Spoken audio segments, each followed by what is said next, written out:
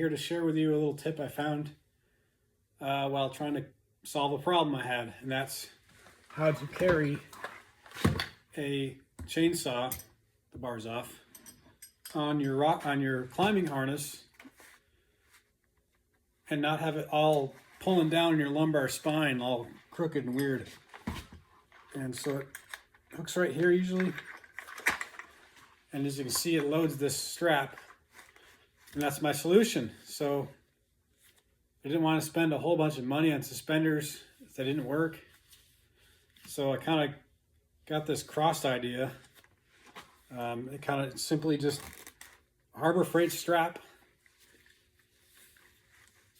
tied like this.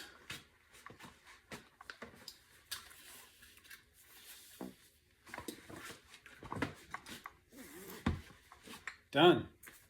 Cut these tails off.